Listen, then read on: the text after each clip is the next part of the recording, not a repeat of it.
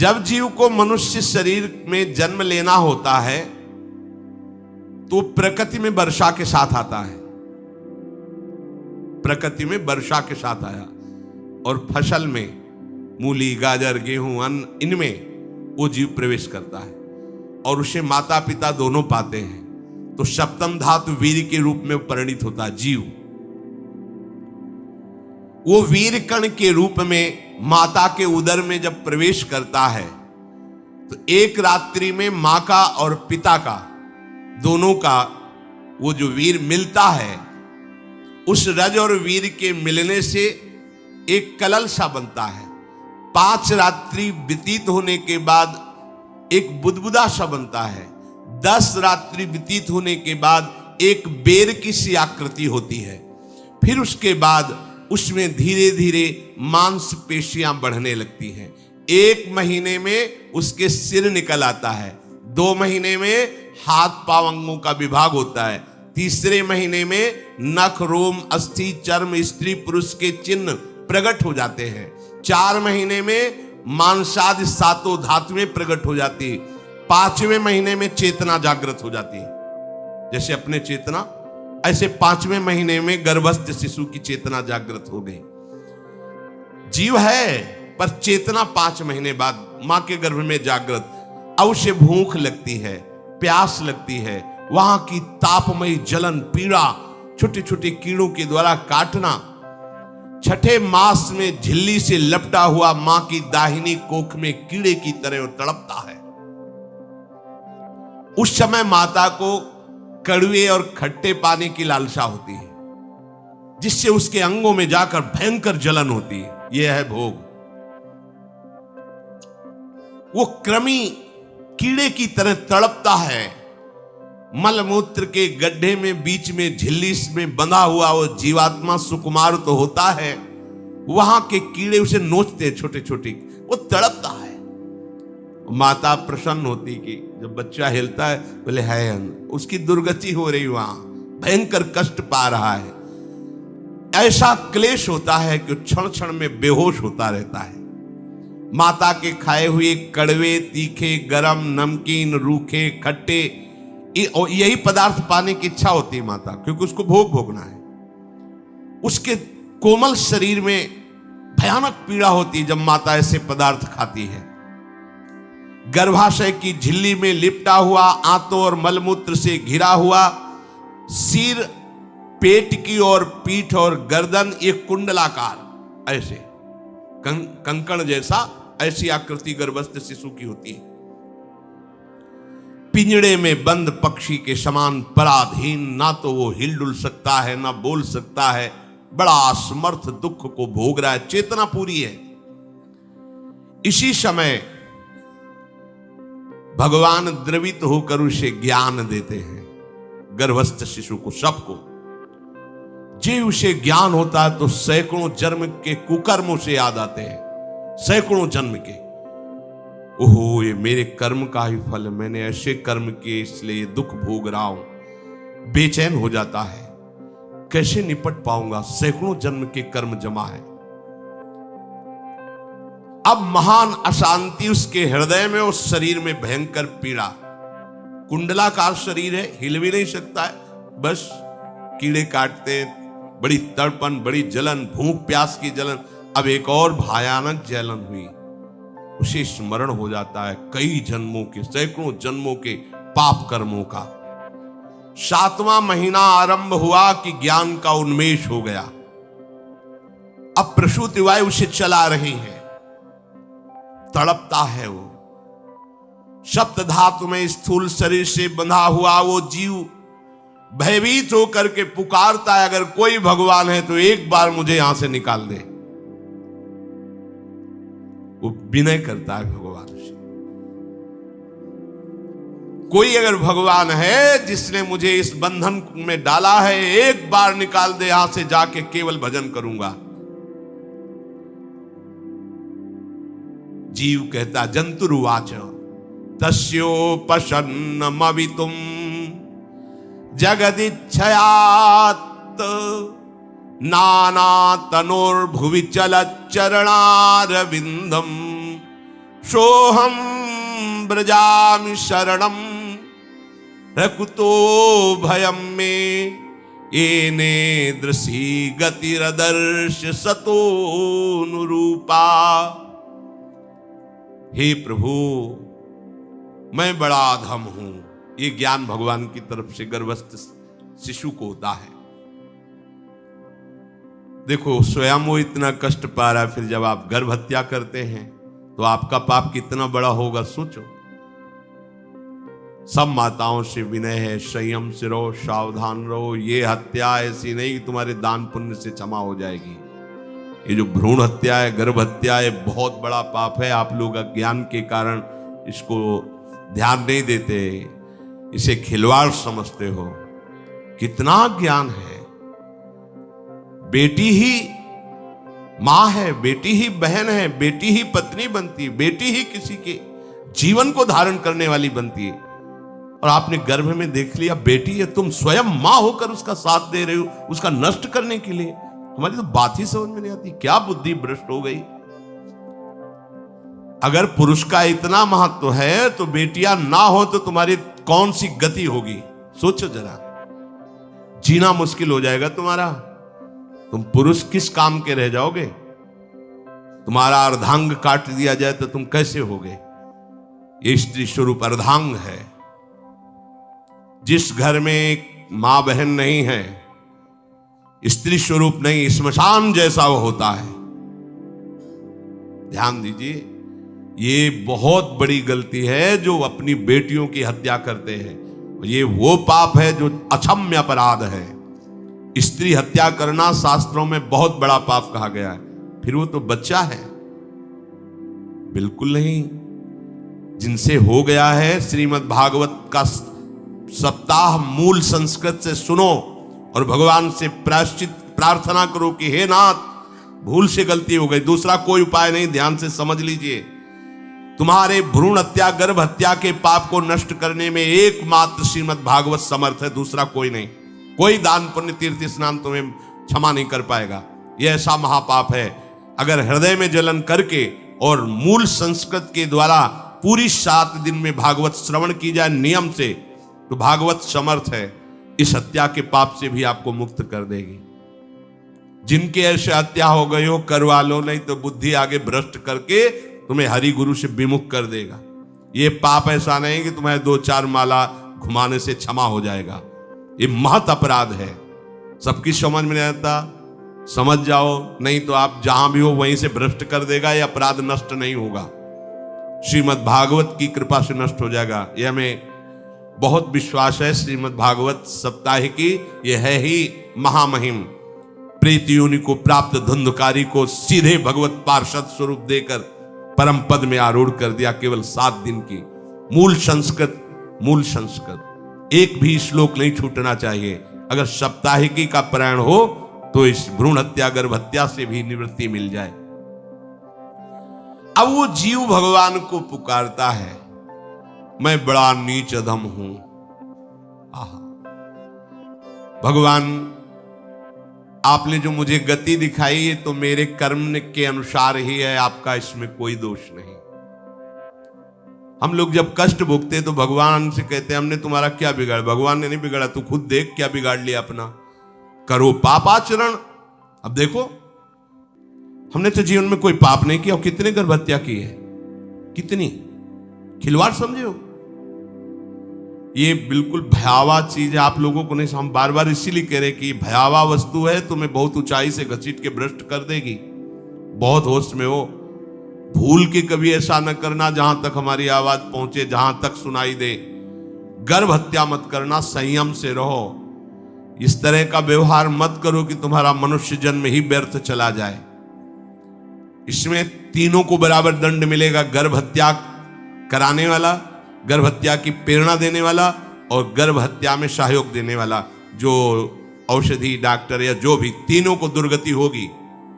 माता पिता प्रेरक और कर्ता। ऐसा नहीं कि आप डॉक्टर हो तो आपको गर्भ हत्या करने का अधिकार नहीं। आप डॉक्टर हो दूसरे के शरीर को स्वस्थ करके निरोग करने के लिए, हत्या करने के लिए नहीं। कोई भी हमारा संविधान ऐसा आदेश नहीं करता कि आप गर्भ हत्या कर दो, ना भागवतिक और ना भारतीय संविधान। ऐसा संविधान आदेश नहीं करता। अब वो जीव कह रहा है कि प्रभु मेरे योग्य ही है, आपने जो मुझे दंड दिया है। मैंने सुना है कि आपकी शरण में जो आता है आप उसकी रक्षा कर लेते हैं। आपकी जो शरण में हो जाता है वो इस भूमि पर, भारत भूमि पर, विश्व पर निर्भय विचरण करता है, कोई उसे भय नहीं प्रदान कर सकता। प्रभु मैं इस माता के उदर में माया का रहस्य न जानने के कारण ऐसे कर्म किए कि मैं आ गया हूं, बहुत दुख पा रहा हूं। हे निर्विकार अखंड बोध स्वरूप परमात्मा, मैं बार बार नमस्कार करता हूं। प्रभु मेरे ऊपर कृपा कर दो, एक बार इस गर्भ से निकाल दो, मैं यहां से बाहर जाकर आपका निरंतर भजन करूंगा। ये वादा करके आए हम प्रभु से सब। प्रभु ने करुणा करके हमें चांस दिया है मनुष्य शरीर। प्रभु मैं बहुत जन्मों से इस समय स्मृति आ रही देख रहा हूं, कर्मों में भटकता रहा आपसे विमुख होकर के। ये जो मुझे अभी ज्ञान हो रहा है केवल आपकी कृपा से तत्कालिक है, तत्कालिक। एक तत्कालिक वैराग्य होता है, जैसे कथा सुनी मन में आया कि अब तो भजन ही करना है। ये तत्कालिक है, स्थायी नहीं है। इसे स्थायी बनाओ।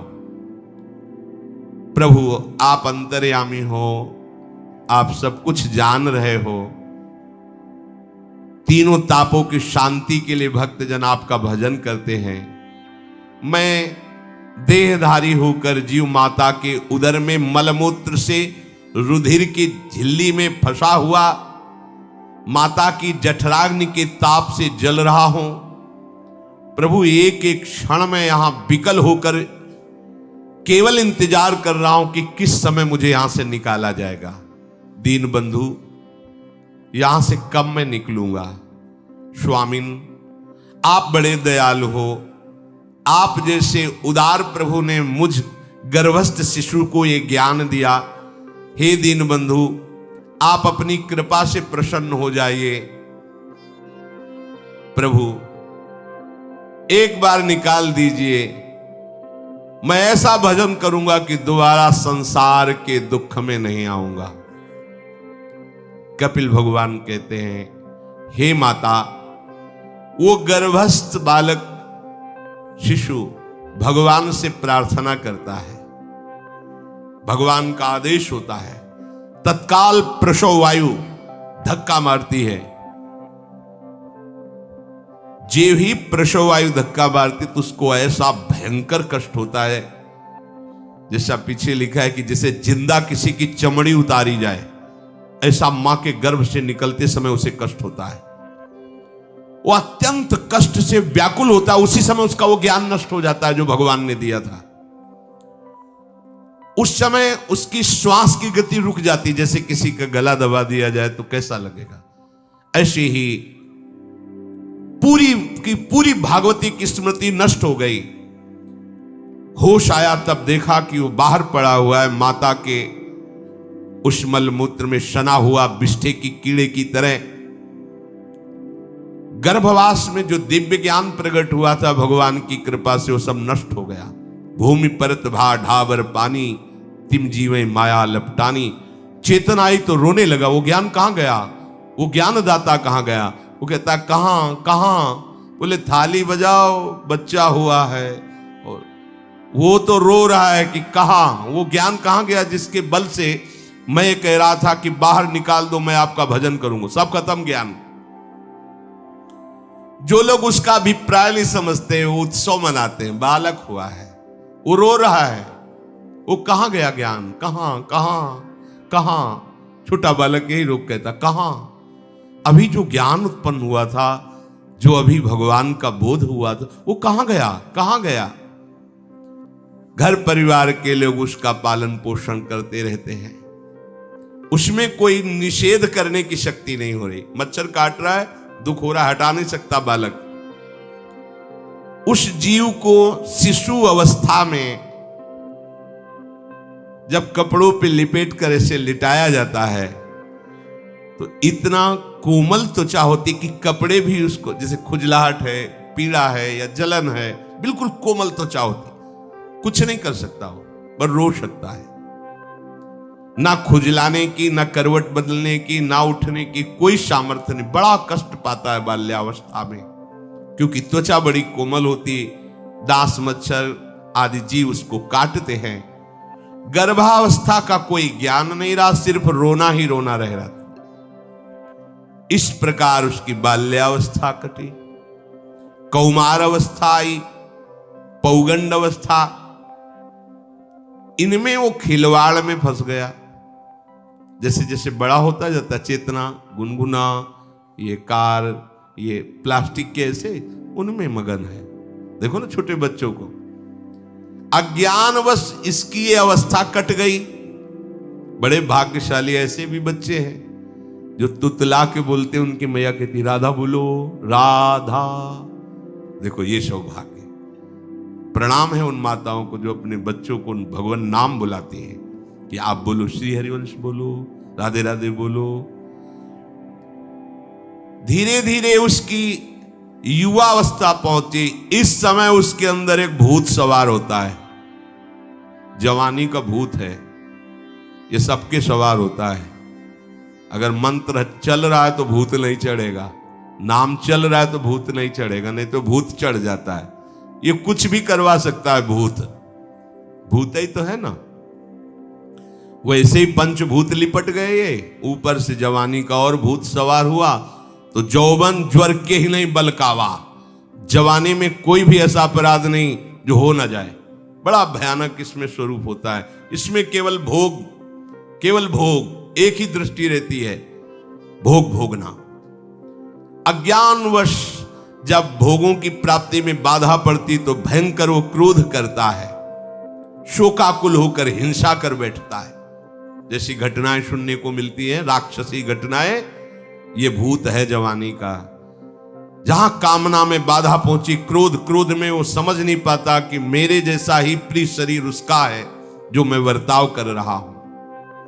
सदेहेन मानेन वर्धमानेन मन्युना करोति विग्रहम कामी कामेष्वंताय चात्मनः।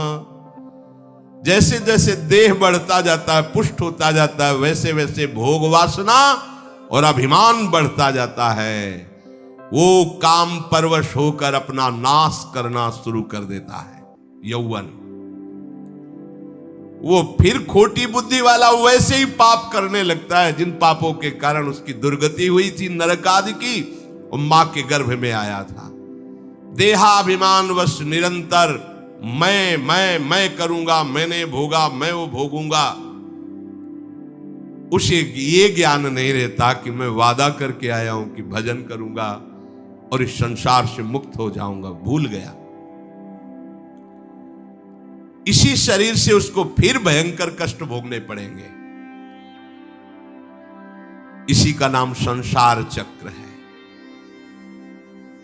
अगर कहीं उसे सत्संग मिल जाए, सन्मार्ग में चल दे, तो माया भेजती है दो प्रकार के लोग उनको भ्रष्ट करने के लिए। एक जिह्वा रसेंद्री को और एक उपस्थेंद्री जनेंद्री के भोगों का समागम भेजती है। फिर ही भोगो, ध्यान रखना। शास्त्र है, सत्य एक एक अक्षर है। जब किसी को सत्संग मिल जाता है तो सत्संग का प्रभाव होता है भगवत मार्ग में रुचि पैदा करना, प्रभु अच्छे लगना, प्रभु का नाम जप करना, सत्य मार्ग में चलना। जब तुम सतमार्ग में चलोगे तो दो प्रकार के लोग भेजे जाएंगे। बढ़िया हलवा, बढ़िया खीर, रबड़ी, लो प्रभु, पाव, आरोगो, रसेंद्री और फिर जनेंद्री। फिर कोई परेशानी नहीं, भोगिए आप। फिर वो ऐसे विषयी पुरुषों का संग करके वैसे ही पहले की तरह फिर पाप करने लगता है। बहुत होश में, बहुत होश में। इनको ऐसे लोगों का संग कराया जाता है जिससे सत्य, शौच, पवित्रता, दया, संयम, लज्जा, क्षमा, यश, मन इंद्री का संयम, ये सब सद्गुण नष्ट हो जाएं, ऐसे लोगों का संग कराया जाता है। ऐसे लोग बहुत हैं, वो आपको पैसा खर्चा करके वो आपको भोग दिलाएंगे। भोगो भैया, आप इनके लिए नहीं भगवत मार्ग में आए हो, आप प्रभु की प्राप्ति के लिए आए हो। बचो, सावधान हो। ये देखो शास्त्र कह रहा है, रसेंद्री और जनेंद्री दो की सुविधा देने वाले लोग मिल जाएंगे। अत्यंत शोचनीय मूढ़ देहात्मदर्शी ऐसे असत पुरुषों का संग करके भ्रष्ट हो जाता है। अच्छा, वो आग लगा दिए, वो चल दिए, फिर नहीं देंगे। कुछ लोग ऐसे होते हैं कि 10 दिन अपने पैसे से आपको नशा करवाएंगे, फिर इसके बाद तुम्हें उनके पैरों में गिरना पड़ेगा, फिर मांगने से भी नहीं देंगे, पहले फिर ही देंगे। आदत बिगड़ गई। ऐसे लोग मिलेंगे, मुस्कुराएंगे, हंसेंगे, आपको गले लगाएंगे, आपको लगेगा जीवन का सार मिल गया, फिर इसके बाद जूते चलाएंगे, गली में नहीं देखने देंगे। अब तुम्हारी वृत्ति बिगड़ गई, तुम उधर ही ताको, होश में होश में। इस जीव को किसी और के संग से ऐसा बंधन, ऐसा मोह नहीं होता जैसा कामिनियों के संग से होता है। भगवान कपिल देव जी कह रहे हैं, न तथास्य भवेन्मोहो बंधश्चान्य प्रसंगतः योषित संज्ञाद यथा पुरुषो यथा तत्संग संगता। कामी पुरुषों का, कामिनियों का संग जैसा परमार्थ भ्रष्ट करता है, वैसा और किसी से नहीं हो सकता। इसलिए तुम इतना अपने को मत साधक समझ लो कि हमारा कौन बिगाड़ सकता है। उदाहरण में दे रहे, प्रजापति स्वाम दुहितरम दृष्ट्वा तद्रूप दर्शितः रोहित भूताम शोनवधा वदृक्ष रूपी हतत्रपहा। स्वयं प्रजापति भगवान ब्रह्मा जी ने अपनी पुत्री को जब देखा, प्रसंग आता है, सरस्वती जी, बहुत सुंदर सरस्वती जी है, तो अपने को संभाल न सके। उनके रूप, लावण्य और यौवन के स्वरूप को देखकर भगवान ब्रह्मा जी आकर्षित हो गए। इसलिए दूसरों की तो बात ही क्या है, हम सब ब्रह्मा के ही बनाए हुए हैं। वो आकर्षित हो गए। इसलिए बलम में पश्चिमाया स्त्री मैया जैनो दिशाम या करोति पदाक्रांतान भूर्विजंभेण केवलम। हे माता, मेरी माया का बल देखो, जो अपने पैरों से विश्व को कुचल सकते हैं, ऐसे दिग्विजयों को अपने पैरों के नीचे कुचल दे, वो मेरी माया है। देखो, बलम में पश्चिमाया स्त्री मैया जैनो दिशाम, जो 10 दिशाओं पर विजय प्राप्त कर सकते, उनको भी घुटने टिकवा दे, ये मेरी माया है। संगम न कुर्यात् प्रमदा सुजातु योगस्य पारम परमारुरुक्षु मत्सेवया प्रतिलब्धात्म लाभो वदन्ति या निरय द्वारमस्य। श्री भगवान कह रहे हैं, अहो मेरी इस माया का बल देखो।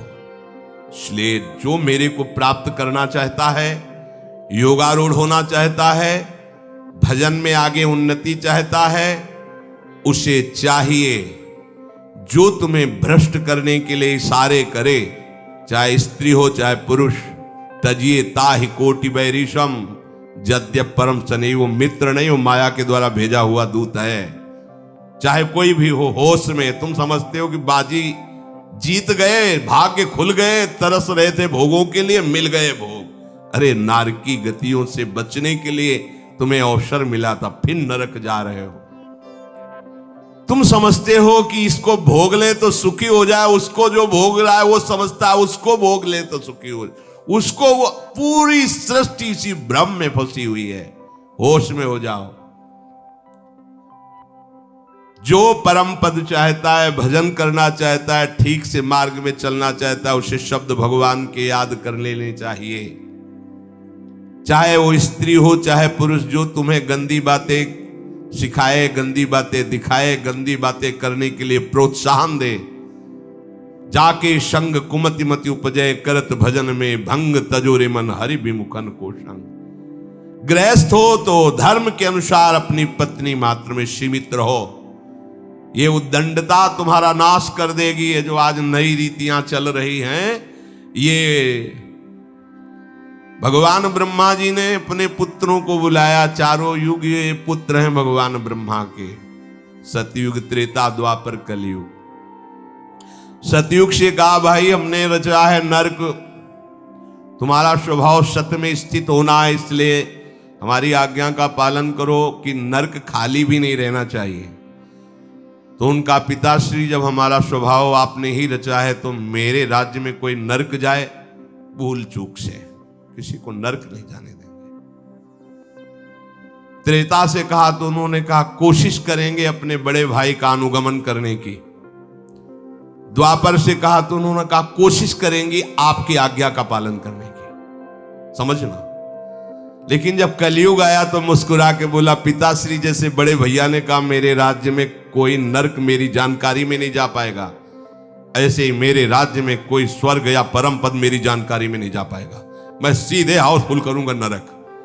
देख लो ना, शराब पीना, व्यभिचार करना, जुआ खेलना, चोरी करना, हिंसा करना, इसके प्रधान स्थान है। ब्रह्मा जी से कहा आप चिंता मत करो, जैसे बड़े भैया कहते हैं कि हमारे राज्य में कोई नरक नहीं जाएगा, ऐसे हम आपको वचन देते हैं। अगर हमारी दृष्टि पड़ी तो न स्वर्ग जाने देंगे न परम पद में जाने देंगे। तभी महाप्रभु कहते पाए जान जगत में सब जन कपटी कुटिल कलयुगी टंचू। कलयुग ने सबको देख रखा है, सबको अधीन कर रखा है। अगर बच सकते हो तो एक हरिनाम है, राधा नाम है, जो कलयुग का प्रभाव नहीं पड़ने देगा। इसलिए होश में, चाहे वो पुरुष हो या स्त्री हो, रिश्तेदार हो, नातेदार हो, कोई हो, जिसके संग से भोग वासना बढ़े, भगवत विमुक्ता हो, दूरी बना लो, तत्काल दूरी बना लो। वो मित्र नहीं, वो भारी दुश्मन है, जो तुम्हें फिर वही दुर्गति में ले जाएगा जो गर्भ में वादा किया वो नहीं कर पाओगे। भगवान कह रहे मैं इसलिए मना कर रहा हूं कि ये खुला हुआ नरक का द्वार है। वदंती या निरय द्वारमस्य, निरय माने नरक का द्वार, अस्य माने ये भोग विलासिता खुला हुआ नरक का द्वार है। इसका भाव ये है कि इसमें सुख तो है नहीं, सुख भासता है। भासना और है में अंतर है। जैसे रेत में हम देखते हैं सूर्य की किरणें पड़ने पर निर्मल जल भासता है, और प्यास के कारण हम दौड़े तो वहां बालू ही मिलेगी, फिर आगे भासता है, फिर भागे तो फिर भागने से प्यास बढ़ती जाती है, पानी मिलता नहीं। ऐसे ही परस्पर आकर्षण में सुख भासता है, होता नहीं। जब हम उसको स्वीकार कर लेते हैं तो एक मन में उदासी आती कि यहां वो तो मिला नहीं जो चाह रहे थे, तो वो दूसरा दिखाता है, वो आगे, वो उधर गया तो फिर वो पूरा जीवन नष्ट हो जाता है। और मिला नहीं क्योंकि है नहीं, भासता है, सुख भासता है नहीं। प्रभु में सुख भासता नहीं, प्रभु में सुख है, भासता नहीं है। इसलिए जो भासता में लगे वो प्रभु में नहीं लग पाते, क्योंकि यहां भासता नहीं है, वहां भास रहा है, वो है नहीं। यहां है, भास नहीं रहा है तो है का परिचय नहीं है, इसलिए वो यहां लग। और जो लग गया, नाच नाच के मीरा जी कहती पायो जी पायो मैंने राम रतन धन पायो। पति है। प्रथम रात्रि में मीरा जी ने राणा साहब से कहा कि आप हमारी बात शायद समझ सकते हो, आप हमें स्पर्श मत करना। मैंने सुहाग गिरधर के नाम का भरा है, मैं तुम्हारी पत्नी नहीं हूं। लोक व्यवहार के कारण तुम पति रूप में आए हो, तो मैं चाहती हूं कि तुम मेरा सहयोग करो। मैं एक पतिव्रता हूं गिरधर की, मेरे तो गिरधर गोपाल बैठे थे एक ही सैया में, उतर के चरणों में बैठ गए। मीरा जी के चरण पकड़े के हो भाग्य, मुझे ऐसे सौभाग्य मिला कि आपका पति होने का।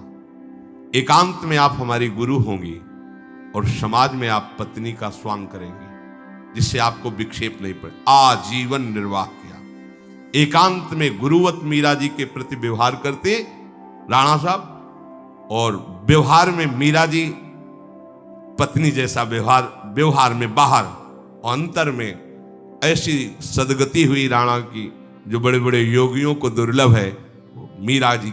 मीरा जी जीवन में कभी भी किसी भोग को स्वीकार नहीं किया। गिरधर के रंग राची, सब भोग चरणों में लुट रहे थे। सोचिए, राज परिवार में ब्याही गई, क्या था? किसी भी सुख की आकांक्षा नहीं। यह है रंग श्री हरि का। है नहीं ना उनमें सुख। जो है सुख वो मिल गया तो फिर भासने की तरफ क्यों बढ़ेगा? इसलिए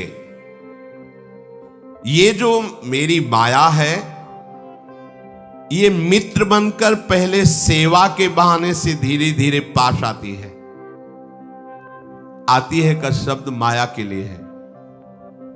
वो किसी भी रूप में होगी। माया का कोई रूप नहीं आज तक वर्णन किया गया। कोई भी रूप हो, वस्तु, व्यक्ति, स्थान, घटना, कुछ भी। उपासक जब समझ नहीं पाता तो वही उसकी नाश का कारण बन जाती है। बहुत सावधान। हमें नहीं पता किस रूप में आएगी। जिनको पता है हम उनको अपने पास रखें। वो है नाम राधा राधा, फौरन पता चल जाएगा आपको पक्का। ये ठीक नहीं, नहीं बहुत श्रद्धा नहीं, बिल्कुल हटो, बिल्कुल हटो, अंदर से आए, बिल्कुल हटो। नहीं तो कोई समझाने वाला थोड़ी था बचपन से हमें कि भाई पास कोई हो, यही नाम। जहां कहीं कोई प्रियता, कहीं आश्रमों में, कहीं कुछ समझ में, हटो हटो हटो, ये नाम हटाते हटाते हटाते जहां लगाना चाहिए वहां लगा दिया।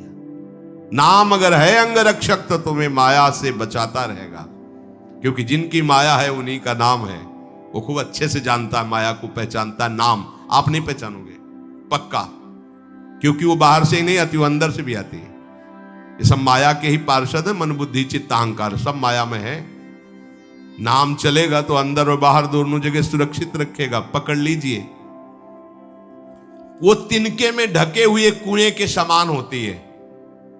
पता नहीं चलता कि कितना गहरा कुआं है। ऊपर से तिनके से ऐसा लगता भूमि, जे पैर रखा गिर गए कूप में, अब निकल नहीं सकते। जब मेरी माया में आसक्त हो जाता है तो अंत समय फिर उसी माया का स्मरण आता है। वही सब मैं और मोर तोड़ते हैं। अब वो फिर उसी चिंता से फिर वही फंस गया, फिर वही दुर्गति प्रारंभ। तो हे माता, जो हरि से विमुख हैं उनका ये चक्र चलता रहता है। पुनरपि जननम पुनरपि मरणम पुनरपि जननी जठरे शयनम। इसलिए मुमुक्षु उपासक को चाहिए कि ना कोई भय स्वीकार करो, डरो मत माया से। देखो भगवान के वचन, ना किसी के सामने दीन हो। भक्ति की दैन्यता अलग है, विषयों की दीनता नहीं। ये साधु में कभी नहीं हमने देखा, किसी भी साधु में ये नहीं। साधु है ये नहीं होगा जब मर जाए पक्का। और साधुता नहीं है तो फिर इतना ही है, फिर और रही क्या गया है। फिर साधुता में ये तो नहीं होता पक्का। हम कहते हैं बहुत हजारों संतों से मिले, ये नहीं होता। अरे रिद्धियां सिद्धियां मारी घूमती पीछे, वो हाथ फैलाएंगे। हाँ, आचार्य आदेश के कारण रोटी मांगते हुए बड़े बड़े सिद्धों को देखा गया है। टुकड़े रोटी के मांगने, आचार्यों का आदेश है। भिक्षा औषधम अन्नम, भिक्षा रूपी अन्न रूपी औषधि से उदर पोषण करे, ऐसा आचार्य, चाहे वो भगवान शंकराचार्य हो, चाहे आप प्रेम के उपासक हो। भूख लगेगो मांग खाऊंगो, गिनो न सांझ सवेरो, ब्रजवासन के जूठ टूक और घर घर छाछ महेरो, ऐसो कब करी हो। बस साधु 30 मिनट के लिए केवल भिक्षुक बनता है, 23.5 घंटा के लिए बादशाह रहता है। मिले तो ना मिले तो बस भिक्षा बादशाह। जाय न चाहे कबो कछ तुम सन सहज सने, बसो निरंतर तासुर सुराउर निजगे। साक्षात भगवान हृदय में खेलते रहते हैं। दीनता नहीं होनी चाहिए। ये भागवतिक दैन्यता अलग है, ये दलिद्रता रूपी दीनता नहीं होनी चाहिए कि ठंडी लग रही कपड़ा दे दो, देखो हमें तीर्थ यात्रा करनी पैसा दे दो, हमें यज्ञ कर। कौन सी यज्ञ करनी तुम्हें? कौन सी यज्ञ? श्वासों को बोलो राधा राधा राधा, एक एक श्वास की आहुति, इससे बड़ी कोई यज्ञ होगी? पूरा जीवन समर्पित, इससे बड़ा कोई तीर्थ होगा? अरे जहां चरण रख दे वहां तीर्थ प्रकट हो जाए, ऐसी भक्ति की महिमा होती। तीर्थ ही कुर्वन्ति तीर्थानि। ये दीनता नहीं होती साधुओं में, पाखंड में होती है। दीनता साधुता में नहीं होती। इस विषय की ये दे दो बाबूजी, अरे धिक्कार है, धिक्कार है। कहा वह मोर दासा करे तुच्छ नरन के आशा, तो कहो कहां रहा विश्वासा। जिसने बिना किसी सहयोग के एक सेकंड में अनंत ब्रह्मांडों को रच दिया, वो हमारे स्वामी है। इसके बाद तुम ऐसे मांगते घूमो, कहां दासता रही? भय, जिसके भय से मृत्यु भी भयभीत होकर काम कर रही, जिसके भय से सूर्य चंद्र प्रकाशित हो रहे, जिसके भय से पृथ्वी जल में नहीं डूब रही, वो हमारा स्वामी है। फिर हमें भय किससे? मोह, चराचर जगत मेरे प्रभु का अंश, बस इस बात से प्रीति है, कोई शारीरिक संबंध से नहीं, माता पिता भाई बंधु नहीं। हमारा संबंध नाते नेह राम के मनियत सुरत सुस्नेह, जहां लो जितने भी संबंध है केवल आराध्य देव के संबंध से। बस निसंग भाव से वो फिर भगवत प्राप्त हो जाता है। ये सावधानी रखनी। निसंग भाव, कोई मित्र नहीं, कोई शत्रु नहीं। इस माया में संसार से मुक्त होने का यही उपाय है। भय नहीं, दीनता नहीं, मोह नहीं, किसी का संग नहीं, अपने श्यामा श्याम श्यामा श्याम श्यामा श्याम, उनके नाम के, उनके आश्रित, वो आगे से आगे ऐसा दुलार करते हैं, आपको सोचना ही नहीं पड़ेगा। जैसे माँ को पता है बाल भोग कब कराना है बच्चे को, कौन सी पोशाक धारण करानी है, कहाँ उसको खेलने ले जाना है, ऐसे ही हमारे प्रियालाल को पता है ये दास है, इसको कब क्या। सच्ची मानिए, आगे से आगे व्यवस्था उनकी। आश्चर्य में हो जाओगे आप जब अपना अहंकार उनको समर्पित कर दोगे। हम अहंकारी जीव अपने अहंकार के कारण धक्का खाते घूम रहे, नहीं, अखिल कोटि ब्रह्मांडों का सृजन करने वाला प्रभु है। 4 लाख योजन का एक पहाड़ केवल है, सोने का प्योर सोने का, मिलावट नहीं। 4 लाख योजन, एक योजन 4 कोस, एक कोस 3 किलोमीटर, कितना एक से एक रत्न इस पृथ्वी में है। ऐसे मालिक के गुलाम हो, ऐसे हाथ फैलाते हो। राधा राधा।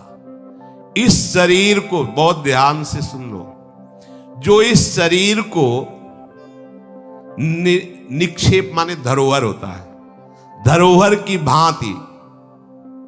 जैसे हम तुम्हें दे दें कि 500 रुपए रख लो, हमें जब काम लगेगा ले लेंगे, तो 500 रुपए रखे आपकी जेब में, लेकिन आप कभी उसे अपना नहीं मानेंगे।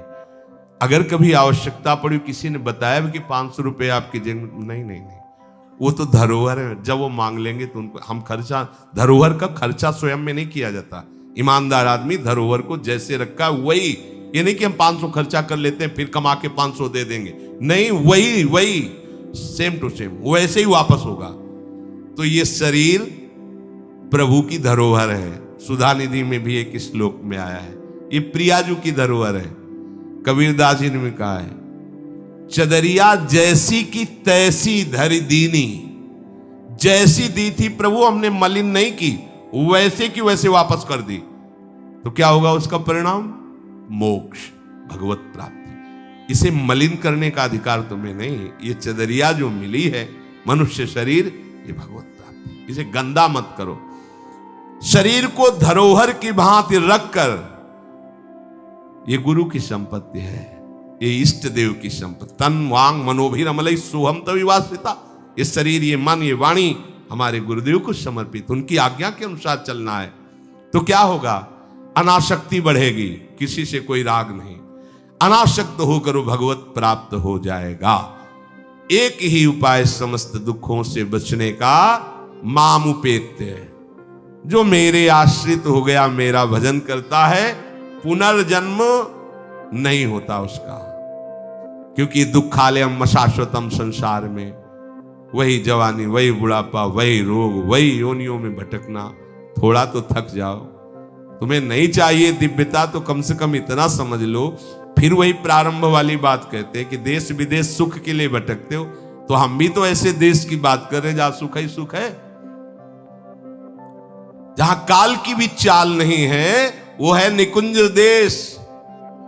निकुंज देश के राजा हैं श्यामा श्याम। चलो ना वहां, राधा राधा रूपी धन कमाओ, यहां किसी से व्यवहार न करो, प्रेम का व्यवहार भगवत समर्पित करो, राग द्वेष का व्यवहार मत करो, तो इसी जन्म में ये कर्म परंपरा खत्म हो जाएगी। पता नहीं कौन कौन सी योनियों में हमें जाना पड़े मां के गर्भ में। इसलिए भाई ये आखिरी जन्म होना चाहिए, ऐसा कर लो, ऐसा धन कमा लो जो तुम्हारे साथ चले, वो है राधा नाम। अब जीवन में धोखा ना होने पावे। सबसे प्रार्थना है बच जाओ, आगे और कलयुग भयानक रूप लेके आएगा, आपसे भजन नहीं होगा। अभी देख लो, न खान पान पवित्र है, न संग पवित्र है, न दृश्य पवित्र है, आगे तो और भी। ये ऐसा समय पैदा करेगा कलयुग कि कोई राम कृष्ण हरि नाम सुनाई नहीं देगा। भाव भ्रष्टाचारा सब संसारा धर्म सुने नहीं, कहीं स्वाहा स्वधा तो खत्म होता जा रहा है। देख लो, पहले यज्ञों की भरमार होती थी, कहां यज्ञ हो रही है। ऐसे ही अभी सत्संग सुनने को मिल रहा है। कितने जगह सत्संग होता है, भगवत प्राप्ति का कितनी जगह सत्संग होता है, खोज लो आप पूरे भारत में। कितनी जगह शुद्ध शास्त्र सम्मत भगवत मार्ग की बात मिलेगी। कितने नाम जापक रह गए हैं। वास्तविक आगे चल करके आपको सपोर्ट ही नहीं मिलेगा भक्ति का। जैसे अभी डरने लगे कि अगर तिलक लगा के जाएंगे तो ऑफिस वाले क्या कहेंगे, स्कूल में तो कंठी और तिलक ही नहीं धारण करने दिया जाता। बच्चे कहते हैं, घर में कहते हैं तुम सुहागवती हो, कंठी तो विधवा धारण करती हैं। कैसा दुर्बुद्धि घर वाले। और ठाकुर सेवा ये तो विधवाओं का काम होगा। सच्ची सौभाग्यवती वही है जिसने ठाकुर सेवा स्वीकार कर ली। सच्चा मंगल सूत्र कंठी ही है जिसने हरि का पहन लिया। कैसी मंद बुद्धि है लोगों की। ऐसी मतलब सौभाग्यवती भी कंठी पहन सकती है, तो हमें लगता है इससे बड़ा दुर्भाग्य क्या होगा, हम इसे सौभाग्य मानेंगे। राम हरि कृष्ण बोल न पावे, कंठी न धारण करे, रज न धारण करे और उसे सौभाग्यवती, तो कौन सा सौभाग्य। मरण धर्मापति, कुछ दिन में वो भी मरेगा, फिर बनना क्या बनना। न भजन लायक रह जाओगे, न संसार लायक रह जाओगे। प्रार्थना मान लो, थोड़ा कड़ुआ लगेगा लेकिन बहुत मीठा है परिणाम इसका। यत् अग्रे विस्मयो परिणामे अमृतोपमम। जिसमें शुरुआत विष जैसी लगे उसका परिणाम अमृत में होता है। खूब भजन करो और इसी जन्म में श्री जी को प्राप्त करो। श्री राधा वल्लभ लाल।